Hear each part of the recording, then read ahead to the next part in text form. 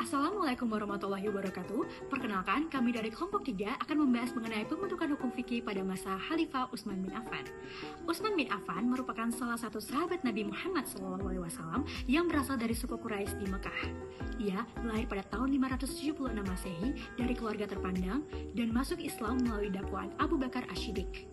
Ia kemudian menjadi khalifah ketiga setelah Umar bin Khattab dan memimpin umat Islam dari tahun 644 hingga 656 Masehi.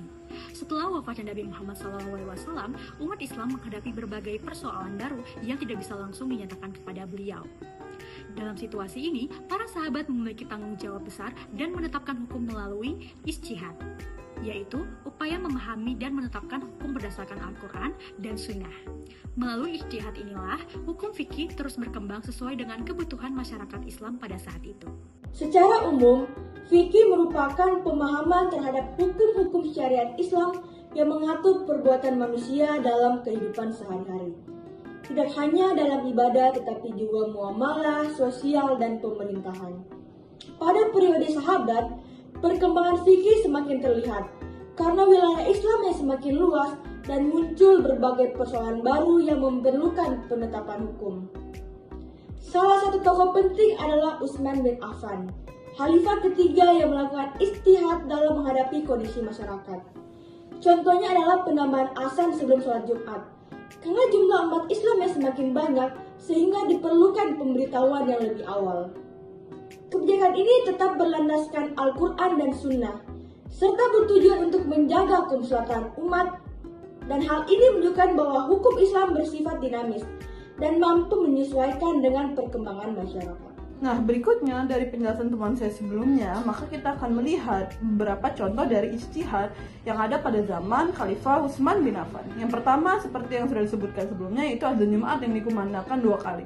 Hal ini dikarenakan wilayah Islam yang semakin luas. Yang kemudian, yang kedua, yaitu akan hubungan dalam keluarga, yang mana istri yang diceraikan saat suaminya sakit keras kemudian meninggal, istri tersebut dapat mendapatkan bagian warisan baik pada masa iddah maupun tidak. Nah, dari hasil ijtihad ini dapat kita lihat bahwa terdapat 2 kategori fikih yang ditetapkan pada masa ini, diantaranya yaitu terkait ibadah dan yang kedua terkait hubungan kekeluargaan.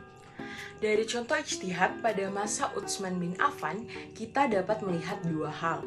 Yang pertama, kita dapat mengetahui bahwa hukum Islam itu tidak bersifat kaku atau dapat dikatakan fleksibel. Yang kedua, kita melihat bagaimana seorang pemimpin mampu membaca kebutuhan zaman secara bijak. Utsman bin Affan itu tidak sekedar menetapkan hukum, tetapi juga mempertimbangkan kondisi sosial yang terus berubah, seperti bertambahnya jumlah umat atau meluasnya wilayah Islam. Di sini terlihat bahwa ijtihad itu bukan hanya soal dalil, tetapi juga tentang memahami realitas dalam masyarakat.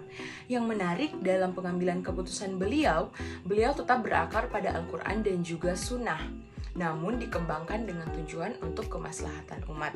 Dengan demikian, ijtihad dari Utsman bin Affan bukan hanya sekedar solusi sesaat, tetapi juga menjadi pondasi penting dalam perkembangan hukum Islam hingga masa kini.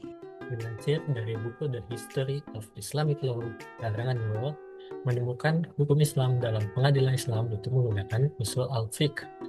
Salah satunya adalah ijtihad. Pendekatan pencarian hukum Islam atau Islam reasoning yaitu dengan cara bayani, yaitu analisis tekstual dan literal dengan analisis bahasa, atau dengan cara ta'lili, yaitu dengan cara kias, menganalogikan satu hal dengan hal lainnya, dan satu lagi adalah istislahi, yaitu dengan mengambil suatu hadis dan atau ayat Al-Quran lalu dicarikan yang paling menguntungkan atau maslahat bagi masyarakat. Ini adalah analisis secara sosiologis. Jurisprudensi Islam menjadi referensi dari restoratif justice, yaitu konsep islah, memaafkan kesalahan seseorang dengan bayaran ganti rugi atau diyah di luar persidangan. Pada masa Utsman bin Affan, perkembangan Islam menunjukkan bahwa hukum Islam bersifat fleksibel dan mampu menyesuaikan dengan kondisi masyarakat. Melalui ijtihad, beliau menetapkan berbagai kebijakan seperti 2 kali azan Jumat dan aturan waris tertentu yang tetap berlandaskan Al-Quran dan Sunnah.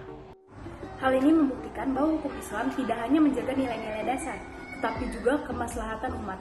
Oleh karena itu, ijtihad pada masa Utsman menjadi dasar penting dalam perkembangan hukum Islam hingga saat ini. Sekian kesimpulan dari saya, terima kasih.